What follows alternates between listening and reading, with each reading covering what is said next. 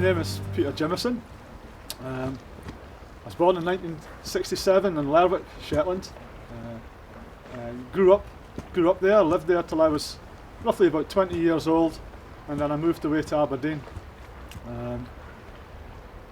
My upbringing in Shetland was quite a pleasant one. I had two lovely parents who were quite elderly really when I was born. They already had a son and daughter who were quite considerably older than me. And my upbringing was such that, I was quite a troublesome little boy. I was always in a lot of trouble, especially living, I suppose, down around the docks area in Lerwick. We always, it was such a lot to do. It was a place full of boats and sheds and all sorts, and we just got up to all sorts of mischief down there. But I was forever in trouble, or I seemed to be forever in trouble with the police. By the time I was 12 years old, I'd been in front of the children's panel twice. They were talking about, at one time they were talking about a reform school for me somewhere on the mainland. But thankfully, that never happened. But I was a very troublesome young boy, and I caused a lot of trouble for my family, especially with the police coming to the door the whole time. And it did take its toll on my parents, my dad especially, because he wasn't a well man all my younger days. And so, it did cause problems. But things, I suppose, got better for me in my teens in respect to the trouble I got into. But of course, when I was 13, 14, I discovered the joys of alcohol, and before long, I discovered the joys of drugs. So, from quite a young age, I suppose, my early teens, I embarked on what was to be a 25-year life of addiction to drugs, to alcohol, and interspersed with periods of crime. And that was the course my life took as a result of that. But at the age of 17, 18, I was very involved in drugs at a bigger level. I was dealing drugs in Shetland at that time. I was well known. I became quite well known amongst drug users, and of course I became quite well known to the authorities. At the age of 20, 21 I think, it ended up with a drugs raid on my mum and dad's house, which at that time was the last straw, shall we say, of a family who had, up until that point, had tried to support me as best they could through my troubled years of addiction to drink and drugs. I moved to Aberdeen at that point. I would have been about 21 years old, and the idea of moving to Aberdeen really was to, if I'm honest, it was to get away from the people who cared about me, so that I could carry on and do the things I wanted to do without hurting them, without them seeing me. Of course, trying to take up my drug dealing career in Aberdeen had its problems for the offset. I wasn't very popular among other dealers in the town, and so life wasn't particularly easy, and it didn't go well. So I kind of gave it up after maybe a year. But I carried on drinking and I carried on drugging because that was just who I was. And I did a little bit of dealing on the side, but of course I tried to live a normal life in a sense. I got a job in a bar, followed by a job in a butchery superstore, as I'd kind of had some experience in butchery. But drugs and drink were always a problem for me. I was always getting into trouble with my employers. I was always getting warnings. And then of course I started on other drugs such as heroin. And that really, at the age I think probably about 28, 29, I'd been a heroin addict. I'd been on various methadone programs. And so my experience of drugs at that time had got fully worse. I'd been heroin addiction had been off and on for a few years. Struggled with that and ended up on methadone. But it was in 1999, at the age of 30, 29, 30 I think it was, I got a call from Shetland to say, that my dad was dying of cancer, and shortly afterwards he did die. And that was a bit hard for me at that time. I came home to Shetland to see my family. I'd been in Aberdeen by this time for a number of years, and we had very little dealings with one another at this point. And it did something in me at that time. It made me re-examine myself and the years that I've wasted. And so rather, I kind of made a promise at that time, perhaps to try and better myself. But instead, when I got back to Aberdeen, things just got fully worse. I got very involved in cocaine and dealing cocaine. I met in with gangsters, I suppose, from Liverpool and from Glasgow, who supplied me with various drugs. And so my drugs use escalated. I became a cocaine addict. I was a crack addict for many years. And all the time, I was drinking. So my life was just chaotic. For 7 years, from 1999 through to 2006, my life was chaotic, to say the least. I was drinking and drugging every day, trying to make money for these people who were supplying me drugs, and forever in and out of various degrees of debt, getting myself into all sorts of trouble. And so in 2006, after a stormy 7 years of crack and cocaine addiction, I ended up attempting to take my life and took an overdose.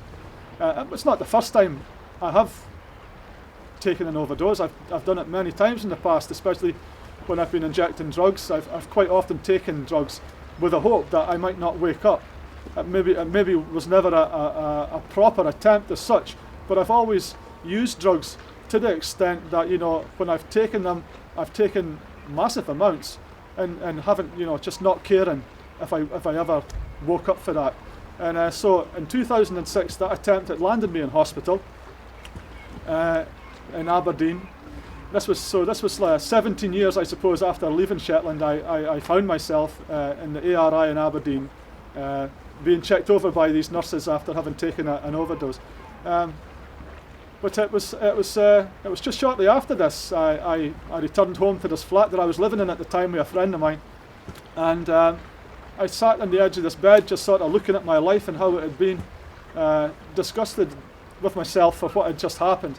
And here I was, an addict, never seemed to be able to break the chain of things. And I did something at that point I'd never really done before. I remember there was this young man who used to come into the pub quite a lot, and he was a Christian. He used to tell me about Jesus. And so I sat there on this bed and I says, well, okay, if there is such a person, if there is such a thing as God, then please will you help me? And it was at that point a thought came to my head to go home to Shetland and to see my family for help. The only person, my father had been dead by this time, as I said, for 7 years. My mother was in a home I knew with Alzheimer's, and so I didn't really have many people to turn to apart from my sister, who'd always been there for me as a child. She more or less brought me up as a child, and so I took a chance on going home to see her, to see if she would open her door to me and help me. And so I did. I came back to Shetland. That was in 2006. So when I came to see my sister then, she opened the door to me, thankfully, and she welcomed me. Well, she took me in. She heard what I had to say, and she saw how the state of me. At that time, I was about 9.5 stone in weight. I had a yellowy complexion from hepatitis C that I'd had for years of sharing needles, and I wasn't well physically or mentally.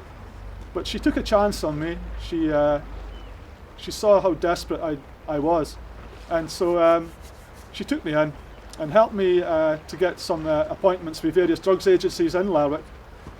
I was taken on by CADS, which is a local community drugs agency, and they got me onto a detox program. From the detox program, I then went to see doctors about my physical condition. The hepatitis C was diagnosed. Therefore, they set up a program for me to receive help for the hepatitis C. But in the meantime, I still had a major issue with addiction that had to be addressed, and so it was put to me to go and visit a rehab in Shetland called the Papastour Project. Now, this was a Christian organisation, in Papastour. And so I went there to spend some time with these people to try and see if something could finally be done about my addictions, because I'd been on many programs in the past. Nothing had ever worked for me. Everything had failed. And so I went to this rehab, and almost on entering the door, I was greeted by these people, Andy and Sabina, who run the rehab, who introduced me, I suppose, to the Bible. And because it was Christian at its core, the teaching and the program, I was expected at least to engage in the reading of the Bible in these programs. So I took the Bible with the hope in my heart that it would help me. And so I wasn't, I didn't push it away. I kind of welcomed it. I said, well, I'm willing to try anything at this point. The only person I had left in the world was my sister. That's how I felt anyway. And I thought, I wanted to do this. If I couldn't do this for my folks, or for the way I'd lived my life, trying to make up for it, I could at least try and do it for her. So I engaged in this Christian program and started to read the Bible. A week or so into this program there, I was reading the Bible, and and there was a few things that really spoke to me. The first was in John's Gospel, chapter 3. It talks about the condition of people. God says, that the hearts of men are dark. That people live in darkness. We walk in darkness. We dwell in darkness, and our hearts are dark, sinful things. And so right away in that passage, I recognized me. I thought, well, that is me. That's how I've lived my life. I've lived my life very much in darkness. I've been very filled with darkness, I feel. I've never had hope for anything my whole life. I've never achieved anything really worthwhile. It's all been very negative and destructive. And so in that chapter, I saw me. A little later, I got to John chapter 8, verse 12. And as I read that, I thought, well, chapter 3 showed me who I was. And so when I was reading the Bible, trying to figure out, well, what do I do about this, I discovered John chapter 8, verse 12, where it says, where Jesus says, whoever follows me will not walk in darkness, but will have the light of life.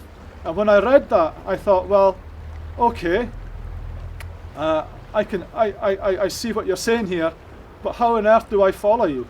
Who are you for me to follow? And so I read on, and it was only when I got to chapter 20, 19 and 20, when I read about Jesus' death and his resurrection, that I understood who he was and what God had done.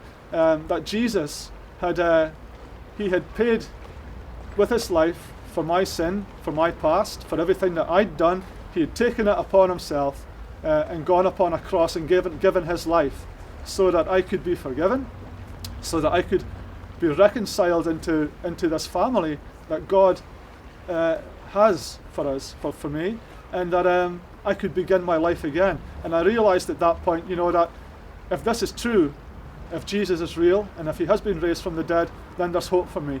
And so at that point, I prayed out. I said, God, if you're real, if this is true, and you raised Christ from the dead, I says, please, please, please, will you help me?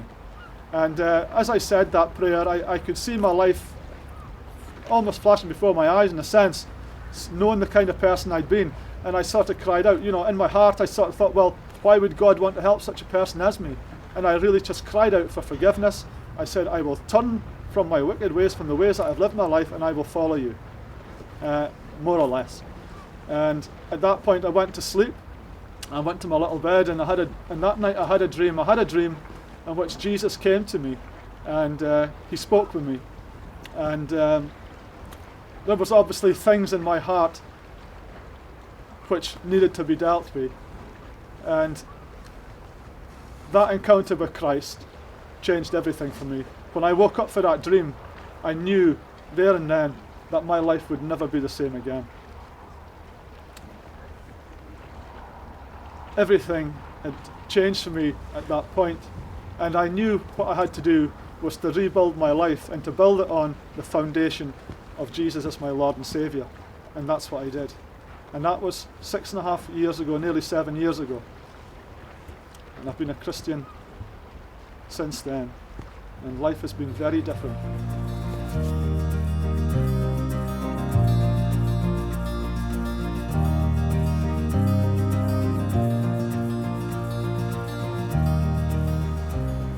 When I finally left the rehab, I left there with a desire to live a completely different life. That desire, I believe, is something that God gave me.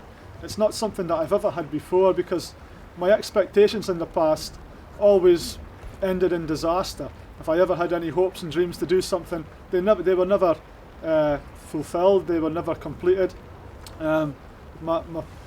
My experiences have led me never to expect anything good out of life.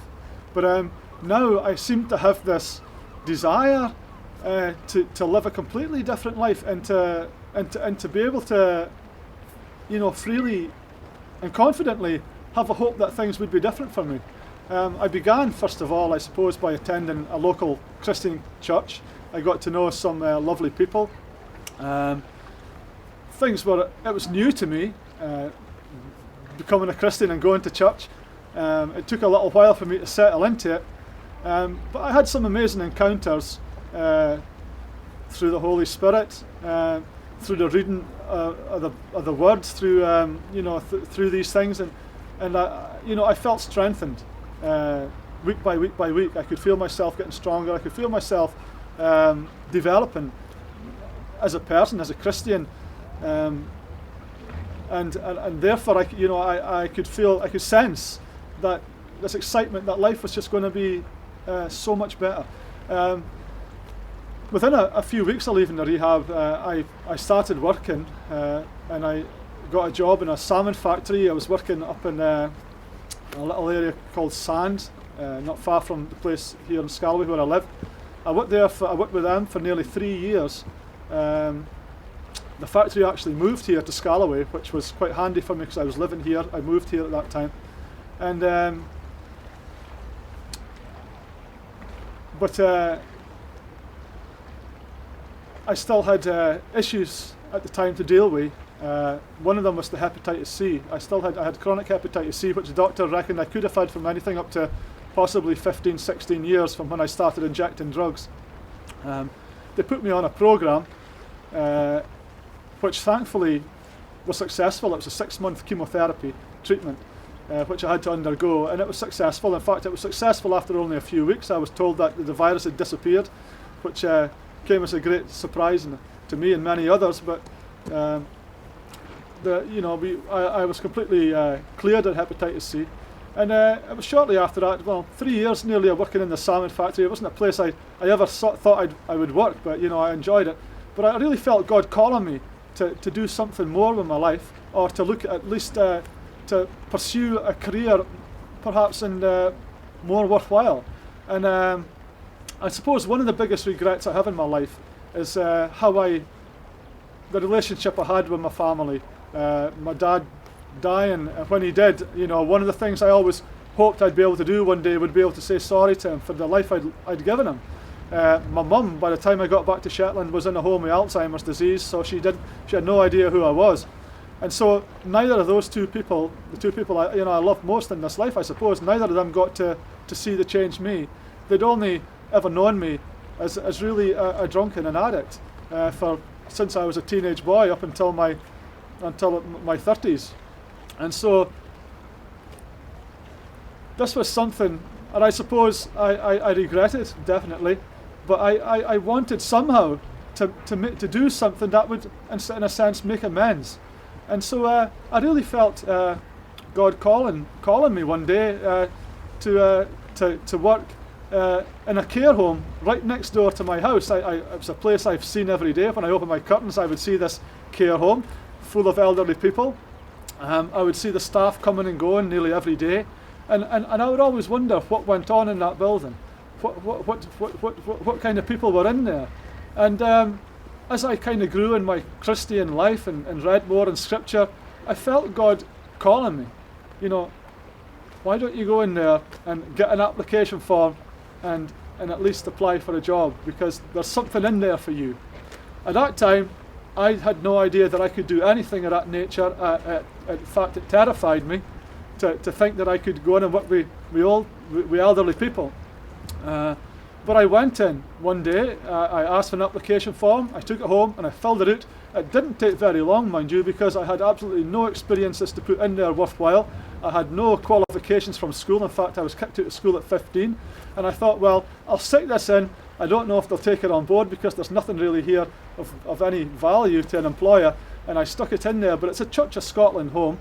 And within 1 week of putting in my application form, I got a phone call from a lovely lady called Janice Smith, who invited me across for an interview.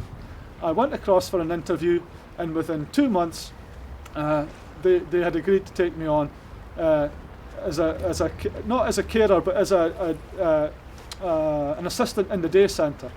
And that's where I began 5 years ago now, nearly 5 years ago now. I began in the Walter and Joan Gray as a care assistant in the day centre.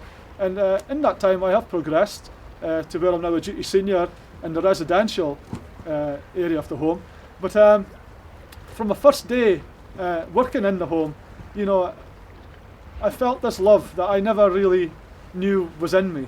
And it was a love for people who I didn't know, these elderly people who would come to the home. And there I felt God saying to me, now Peter, now you can pay, you can give something back. You know, I'm giving you an opportunity here to show the love that you had for your mum and dad but weren't able to give. You can give it here. And it's been a tremendous thing for me. It has been such a blessing on my life. I never knew I could be this person. I never knew, to be honest, I never really understood love. I don't think I've ever really understood what love is, what it meant to be in love, my whole life, until I had an encounter with Jesus, who showed me what love was on the cross. And then again, as he has led me and guided me through this life, not once ever failing me, but blessing me in so many ways that I am now in a position now where I can show that love to others, which again is such a wonderful gift. It is something I believe God has just blessed me with, and it's it's wonderful. Life is very good.